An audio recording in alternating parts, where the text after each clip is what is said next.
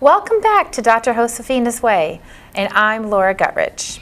Today we are talking about that mysterious thing called willpower. Yeah! And you know, when I was reading over your lesson and writing my notes, I was thinking, you know, I believe that some people think that willpower is something that you either have or you don't have. Wrong. That is wrong.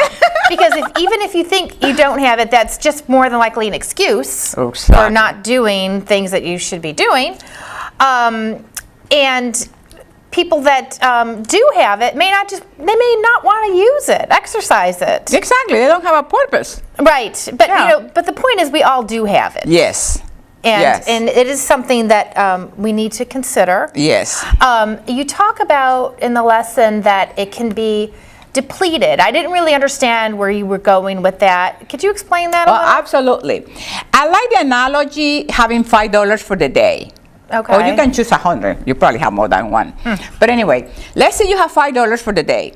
So if I take that $5 and I spend everything in the morning, let's say for breakfast, then I have nothing for the rest of the day. Willpower and self-control is the same thing, because every time that you're making decisions, that you are at work, you're spending all that energy is coming from your willpower and your self-control. You're doing the right things at work, you're making decisions, you're guiding people. So what happened is by the end of the day, you didn't plan your day in the sense, for instance, somebody wants to lose weight. So at the end of the day, you come home depleted. Right. You don't have willpower. You just don't have any self-control. You just want to have a drink and you eat whatever you find at home. So the point is that we have to plan how I'm going to spend my time, my energy, my money, my willpower, and my self-control. Okay. I mean, to me, that is amazing. Right. It's almost like keeping a balance in your life. Exactly. And you do see it time and time again where there's someone who is maybe successful in life, I mean, as far as his business or job, but he doesn't take care of his health. Right. And maybe that's where that comes from. Exactly. That, they spend all that willpower on something that is important, but they need to reserve some of it for themselves. Exactly, and that's why in willpower and self-control, we talk about your values. Right, right. Because if your health is not a value to you, you're not going to spend any one of those $1 that I talk about, you know, the $5 deal. You're not going to spend any amount of money in your health. So you have to, what price you put to your health. Exactly. But you know I find it a little mind-boggling that anybody would not care about their health. But I think what a lot of people do, they don't want to use their willpower on their health, because that does take a lot of willpower to push yourself away from the table. Yeah.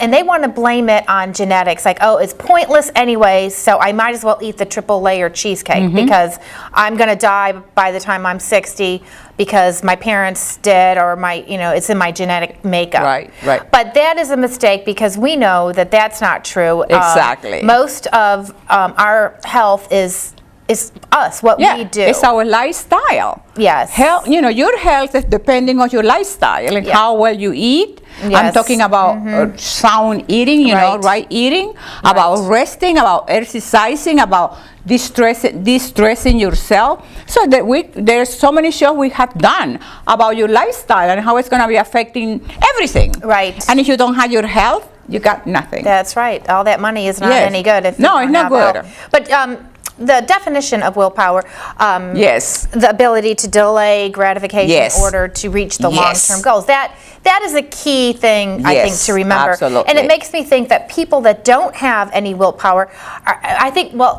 let me just say this, I think that the opposite of willpower is weakness. Yes. Because you have to be strong to have a lot of willpower. Right. And then you talk about things that we can do to help our willpower, and that is to keep your moral compass, your value system on track. And I was thinking about this, and I've been a vegetarian for over 25 years. Yes. And it's hard sometimes. You go in a restaurant and there's like one thing, I can get the veggie burger and nothing else, or some carrots. And that takes willpower. But my moral, my value system helps me to achieve that and to have willpower, because not only is, whatever, at stake, health-wise, but also my moral values. Exactly. So it does help me have more willpower. Absolutely. And that's what your value system is so important when you're talking about, willpower and self-control, because what your self-control comes from where? Your value system, that you don't believe that, you should not eat meat. Right. But another thing that goes along with the how to develop and how to strengthen willpower. Willpower is like a muscle. Yes. So the more you practice willpower, and you do it in small steps. You have to do little things at a time to start developing that muscle. You don't do it in one day, because that doesn't happen that way.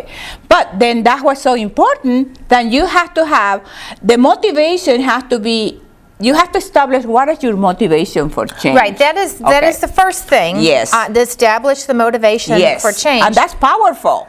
Yeah, so like somebody's motivation might be, I want to get healthier. Exactly. I want to lose weight. And you know what happens? You get more willpower. Yes. Because you want to. Right, because it's something that benefits yourself personally, internally. Right. Exactly. And that's where the motivation comes. And that's where the word motivation comes from, the Latin verb movere, which means that once you establish the reason for change, that's going to move you in that direction.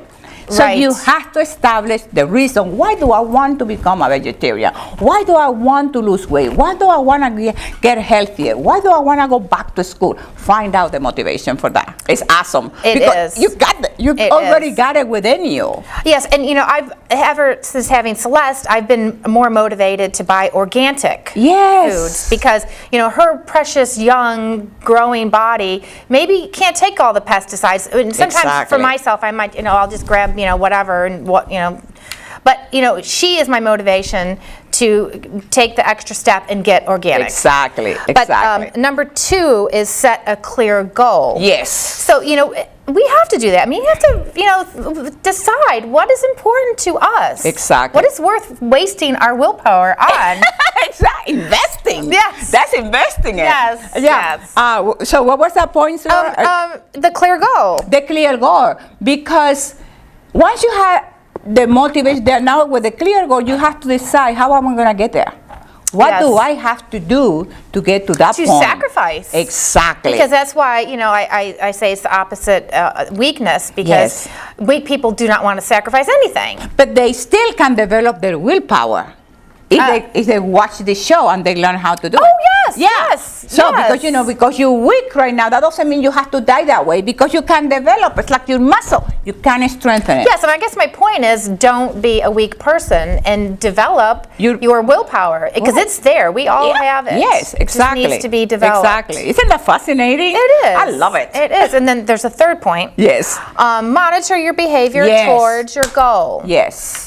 So, and you talk about writing journals a lot, your own personal journal, and it's probably a wise thing to do, because it's written down. It's a reminder of whether or not you were successful, how long ago you started, because sometimes we lose track of time. Exactly. You think, oh, I'm going to start that diet, or I'm going to do this or that, and a year or two goes by and you think, oh, was it really been that long? Yeah. But if there's a journal, everything is written there. Exactly. And you keeping track of your progress. If you keeping track of your progress, oh my God, now I'm at this point. So what happened, that is gonna strengthen your willpower, because the more you see you making progress, the more you get closer to your goal, the more energy and the more motivation. So it's like a catch-22. Yes. So the more you do, the more you get it, the more you get it, the better you get, you make more money, you're more healthy. That's true.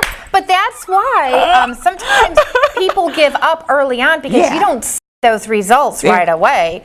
Sometimes, and somebody is really out of shape, they may starve themselves for months and still not really see much of, and not enough to be excited about. Exactly. But that's why you have to stick with it. Yeah, and if they are starving themselves to death and they're not seeing the result, then they need to call me, because they're doing it wrong.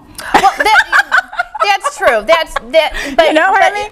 I guess I got your point. Speaking of months, I'm speaking of. Sometimes I think some people expect results right away, otherwise they're going to give up. That's what we're talking, that delaying gratification. Yes, yes. Delaying gratification. It all is intertwined with because that. if you don't delay the gratification of getting the results immediately, then you're really going to be a weak person, because you're not going to develop that self-control, that willpower. Exactly. It all comes full circle. Well, of course, it's getting time. As always, we always run out of time because we have such a great time. We do. So, of course, we're going to thank you for emails, Facebook, YouTube, follow us on Twitter, and of course, it's always a pleasure. And then we're going to do the double bicep, and you do your ballerina. I do my pose. I love you guys. Bye, baby. Mwah. Love you. Bye.